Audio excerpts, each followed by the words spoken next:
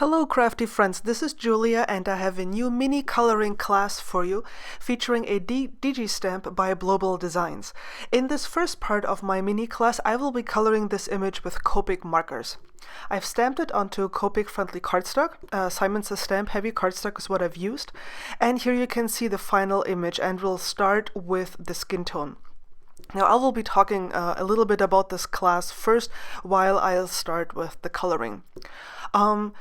I think, or at least like from the emails and the comments that I get, I have the impression that some of you think that there are different ways, for example, to color skin or to color clothes depending on which medium you use. And while it's true that different mediums like alcohol markers, colored pencils, watercolors, etc. have or require a different way of coloring, the underlying principle is the same. So for example, here when I started where I started with the Copic markers, you can see that I'm coming in with my darkest marker first, and I'm just applying a little bit of shading where the darkest parts of the skin and of the body will be. And this principle will be the same no matter which medium I use. It doesn't matter if I use watercolor or colored pencils. I will always start the same way doing this. And with Copic markers, you can see here that I'm coming in with the next darkest color. I think like the darkest color was E04, and the next darkest color I'm using is E11. And all I'm doing is I'm going over the darkest color and blending it out just a tiny little bit. And this is the same principle that I will be using when I'm coloring with my Inktense pencils and with my colored pencils, which will be separate videos which I'll be publishing, which I will be publishing later on. Sorry for that. I got a little tongue-tied there. If you don't want to miss any part of this coloring class, please subscribe to my YouTube channel, and also I have a giveaway of a Digi stamp from Bloobel Designs. I discovered their Etsy store by chance. I watched Jennifer Dove color one of these images and I absolutely fell in love with the images.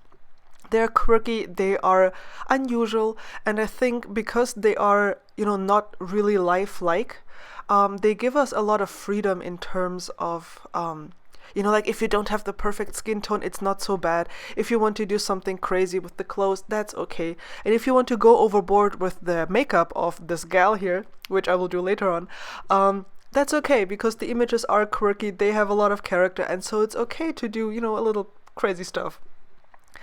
Now for the Copic here, you saw me finish the first layer of coloring, and as it often is the case, when you go over a darker marker with a lighter one, the darker marker usually fades a little bit away, so you don't have as much contrast anymore as you used to have. Now this depends entirely on your personal preference. Maybe you don't want a lot of contrast, and that's completely okay. Like, I'm a fan of a lot of contrast, but not everybody is. So you will have to experiment yourself to figure out what you are most comfortable with. Maybe you don't even like using the E04 as your darkest color. Maybe the E11 is enough for you. Again, this is only something you can figure out if you give this a try and experiment a bit.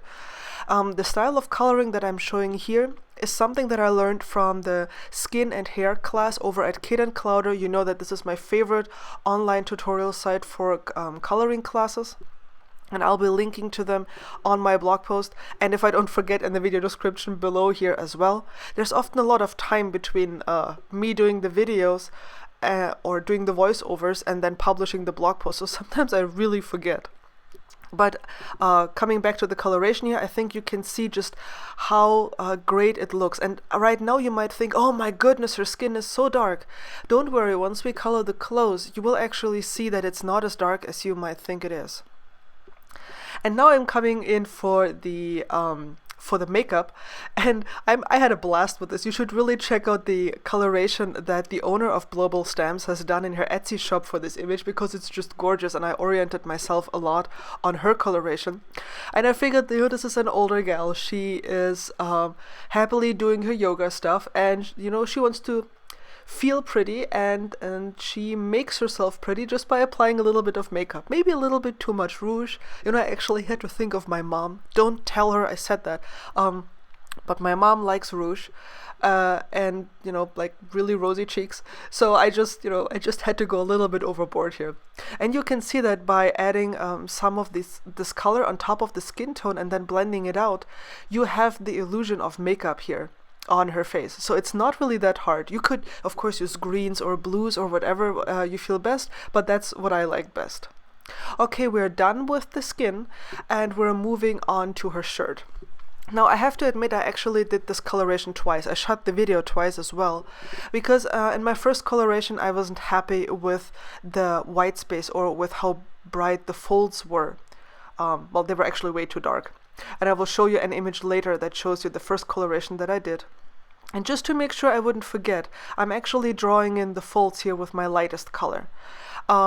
I still didn't get them completely right, I have to admit that. I'm not 100% happy with that, but I'm happier than with the first coloration.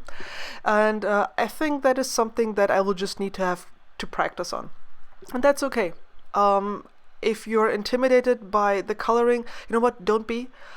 Just take it at your own pace, and always remember, if you're not doing this for a living, just have fun. And if it doesn't look perfect, you know what? You learned one way not to do it. So that's at least my approach to this entire thing. So I went in here and I'm using my darkest marker to add the shading to the very darkest spots on her shirt here, where I think the deepest shadows would be. And then I'm coming in, that's the same way I did it as I did on the skin tone. I'm coming in and I'm actually using the next lightest color or darkest color, whichever way you want to see it, and blending out, like basically away from the highlight. So you can see that I have this little white crease in between where the actual fold is, where the shirt folds and where the light hits, and I'm blending away from that so that the darkest color will always be right next to the white edge. And the reason why I said that I'm not really sure that I did a really good job with the blending here is that I should have, like those folds at some point, these two lines, they shouldn't be parallel anymore. They should meet at some point as it would be in real life. But for some reason I forgot when I did this. So I will just claim that this is artistic freedom and that's completely fine to do it like this. So that's my story and I'm sticking to it. I think this is the last color that I'm applying, and I knew that I would be going over this again with my darkest color, like with all the colors again, just to deepen up the shadows a bit, which is why I'm leaving a little bit of white space here and there and not coloring over the rest of the shirt with my lightest color. So now I'm doing the same thing again that I did previously. I'm just deepening up the shadows, because the darkest color got a little bit muted, and when I blend out now, I'm not going over the dark color completely with my lighter color. I'm only touching it to the edge of the darker color and blending out from there. This way I can ensure that the darkest color will remain where it's supposed to be darkest. I hope this makes sense, and I hope watching this does make sense to you as well. I can recommend the KIT CLOWDER clothes class, which is where I actually learned how to do this. And as I said, I have to keep practicing. Not happy with it yet. But hey, I'm getting better, so that's why I keep practicing. So this is how the shirt looks like, and now we're going to take a look at the pants, which are actually pretty easy, because you just have to think which element is in front of the other element, so what will cast a shadow. And she has her left leg. I actually had to turn a little bit in my seat to figure this out. She has her left leg over her right leg, so the left leg will cast a shadow onto her thighs and onto her right leg. So this is where the darkest color goes, and this right here, this little triangle shape, is where there's a fold in her pants. And then I'm just using a darker, the next darkest color or the next lightest color, and I'm just blending this out a tiny little bit here. And then I'm grabbing the lightest color and just going over this again, just like this, and I'm going over everything to make sure it blends nicely. And the contrast here is actually a little bit stronger than in real life, but that's just because of the camera settings. So in real life it actually blended out a little bit better than you can see here. And again, enhancing a little bit the darkest areas, and it's really worth going over this a second time. Like if you really want to have nice deep shadows and very bright highlights, it's like spend the time and go over it again. It really is worth it. Now here's the mid-tone. I'm just blending it out a little bit, and then again coming in with the lightest color and making sure it fades out into the light. There we go. And that is her clothes and her skin done. And of course, you know, like, she is very conscious of her beauty, this lady, so I had to give her some nail polish on her feet. And the eyes were actually quite easy to color. I used the same colors as on the pants. You can see I'm just deepening up the part where her eyelid would be. I'm letting this dry. And then on the hair, well, I didn't do a really good job with the hair. I basically used a little bit of brown and then yellows and oranges, and I just deepened up the shadows a little bit here and there. But I wasn't really able to add a lot of depth and texture to the hair, so I'm not entirely happy with that. But again, it's something that I can improve on in the future, so yay for that. Very happy for that. And then I added some white gel pen highlights to this gem on her forehead and to her eyes, and I added a few dots with my white gel pen to her clothes, mainly to cover up that I wasn't totally happy with the folds. So here's a view of the final colored image, and as I promised you, I will show you the first coloration that I did. Maybe you even like this one better, let me know. So the one on the right is the first one that I did. You can see it's much darker, and like the folds look different. Maybe you like this one better.